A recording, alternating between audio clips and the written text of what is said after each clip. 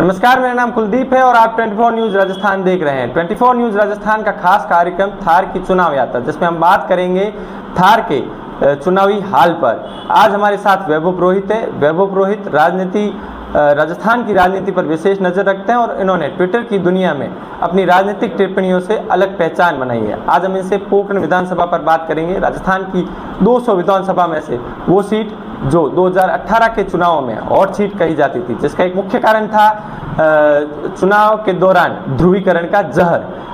फकीर से फकीर की टक्कर जैसी हेडलाइन बनी और मीडिया ने इस सीट को हॉट सीट बना दिया। वैभव जी नमस्ते।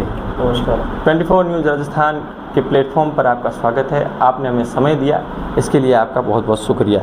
आप पोखरण की राजनीति को किस तरह से देखते हैं? देखिए, पोखरण की राजनीति में जैसे कि आपने बताया 2018 में भाजपा ने अपना एक कार्ड चला था, भगवा कार्ड चल के, और यहाँ पर एक ध्रुवीकरण की कोशिश की थी जिसका उन्हें फ़ायदा नहीं मिला। कांग्रेस के उम्मीदवार सालेह मोहम्मद चुनाव जीत के आए थे 872 या 874 वोटों से, और कुल मिला के इस वक्त भी ऐसा 2023 है, 2023 में भी एक बार ऐसा कोशिश की जाएगी कि फिर से ध्रुवीकरण हो ताकि वो उसका फ़ायदा उठाएगा। लेकिन देखते हैं इस बार मुझे ऐसा लग रहा है, जो जिस प्रकार से मैं घूमा हूँ, मुझे ऐसा लग रहा है कि विकास के मुद्दों पे और जो अशोक गहलोत की स्कीम जो उसके ऊपर ज़्यादा चर्चा होती हुई नज़र आ रही है। अच्छा, जो कांग्रेस की सीट है यहाँ से, उसमें सालेह मोहम्मद चेहरा एक साफ तौर पर दिखाई दे रहा है, लेकिन आप क्या बीजेपी में किसी चेहरे को पोखरण में आइडेंटिफाई कर पा रहे हैं? नहीं, ये कहना बहुत मुश्किल है। यहाँ पर दो कैंडिडेट है। एक तो जो पिछले चुनाव में मोहन प्रतापपुरी जो 872 वोटों से चुनाव हारे थे, और दूसरे हैं पूर्व विधायक शैतान सिंह।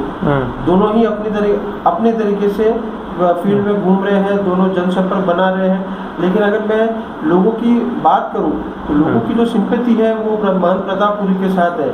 लेकिन कहीं ना कहीं मुझे ऐसा लगा कि प्रतापपुरी जो है वो उनके साथ संगठन का थोड़ा तालमेल थोड़ा कमजोर नजर आ रहा है मुझे, और जबकि शैतान सिंह के साथ जनता से उनकी कनेक्टिविटी वो थोड़ी मुझे कमजोर लगी, लेकिन संगठन का कनेक्टिविटी उनकी ज़्यादा बेटर लगी मुझे। जनता में कनेक्टिविटी आप कह रहे हो कमजोर लगी, लेकिन जो है शैतान सिंह इसी विधानसभा से 34,000 करीब वोटों से जीते हैं, 444 वोट। ये बात आपकी सही है, लेकिन उसके बाद दूसरी बार उन्होंने टिकट भी तो दिया नहीं गया था।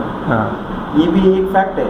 और रही बात मोहन प्रतापपुरी की अगर मैं बात करूँ तो उन 4.5 साल में एक विपक्ष के रूप में अगर वो उभरे हैं तो उसमें उनके साथ संगठन में वो जो उनकी जो पकड़ होनी चाहिए वो पकड़ नहीं बना पाए जी।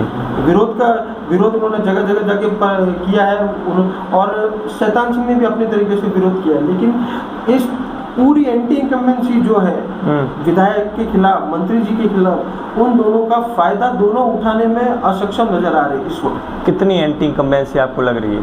देखिए, ज़्यादा एंटी इनकम्बेंसी तो नहीं इस बार खास नजर नहीं आई, लेकिन अगर मैं बात करूँ विधायक एक सरकार के खिलाफ एक निश्चित तौर पर 5 साल में अगर निकल जाते हैं तो एक एंटी इनकम्बेंसी होती है। विधायक के खिलाफ भी एंटी इनकम्बेंसी, लेकिन उसका फायदा उठाने के लिए विपक्ष आपको मजबूत चाहिए। विपक्ष इस वक्त पोखरण में बिखरा हुआ नजर आ रहा है। अच्छा, तीसरा मोर्चा बात चल रही है, तीसरे मोर्चे की AIMIM के असुद्दीन ओवैसी RLP से भी जो है यहाँ पे उम्मीदवार खड़ा करने की बात की जा रही है, उसको लेकर क्या कहना चाहेंगे? आपको लग रहा है कुछ तीसरे मोर्चे का भविष्य पोखरण में? देखिए, तीसरे मोर्चे का देखो, राजस्थान में आपको ओवरऑल राजस्थान की बात करूँगा। राजस्थान बेसिकली मोरलेस एक 2 पार्टी कॉर्नर फाइट रही है, कांग्रेस और बीजेपी। बीच में एक रीजनल प्लेयर्स आते हैं, वो थोड़ा बहुत इम्पैक्ट करते हैं। लास्ट टाइम RLP आए थे, उन्होंने कम से कम 16 से 17 सीटों पे भाजपा को डैमेज किया था।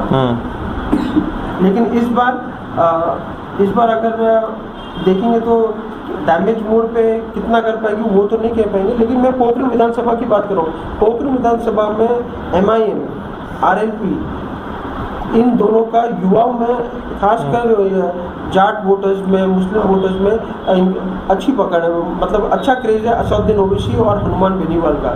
तो ये वोट थोड़ा नुकसान हो सकता है और सीधा सीधा डैमेज कांग्रेस उम्मीदवार या कांग्रेस के मंत्री कहिए और जो होंगे वो साले मोहम्मद को होगा। आपको क्या लगता है, आप साले मोहम्मद को 10 में से अंक देने हैं तो कितने अंक देंगे कार्य के आधार पर? देखिए, अंक तो देना मेरा काम नहीं है, वो तो जनता देती है वो 5 साल बाद। लेकिन एक बात है, एंटी इनकम्बेंसी उनके खिलाफ कम नजर आई। और लेकिन ये भी है प्रॉब्लम कि सिटी के क्षेत्र में उनकी थोड़ी पकड़ मुझे थोड़ी कमजोर नजर आई। हालांकि बाहरी क्षेत्रों में उनकी पकड़ अच्छी है, लेकिन नंबर्स पे तो मैं कह नहीं पाऊंगा। अच्छा, महंत प्रतापपुरी, आपको क्या लगता है इन 4.5 सालों में महंत प्रतापपुरी ने जो है विपक्ष की भूमिका पोखरण विधानसभा क्षेत्र में निभाई है?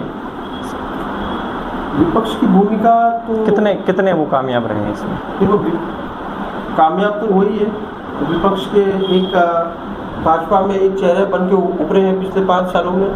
लेकिन विपक्ष की भूमिका निभाना और उस विपक्ष का जो लोगों का रोष होता है उसे वोटों में कन्वर्ट करना, ये एक इम्पॉर्टेंट फैक्टर होता है। और उस फैक्टर को वो कितना कन्वर्ट कर पा रहे हैं ये तो चुनाव में ही पता चलेगा।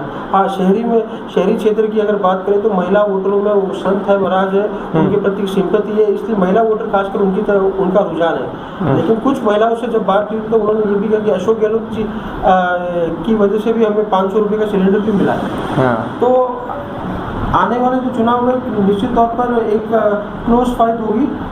बहुत कुछ डिपेंड करता है भाजपा किसे टिकट देती है। भाजपा अगर टिकट अब संगठन के हिसाब से मिलता है तो उसका नतीजा कुछ और होगा। भाजपा अगर पिछले टाइम की कैंडिडेट को रिपीट करती तो उस टाइम कंटेस्ट का ध्रुवीकरण क्या होता है, कंटेस्ट कैसे होता है, उसका नतीजा कुछ और होगा। इतना मैं कह सकता हूँ। इस बार जो पिछले चुनावों में जो नतीजे आए हैं वो नतीजों से मार्जिन बढ़ा रहेगा। जी, तो ये हमारे साथ वैभव पुरोहित थे। ऐसे ही हम अलग अलग क्षेत्रों के राजनीतिक विश्लेषकों को जो अपने क्षेत्र पर राजनीति की नज़र रखते हैं आपके सामने लाते रहेंगे। शुक्रिया, बने रहिए 24 न्यूज़ राजस्थान के साथ।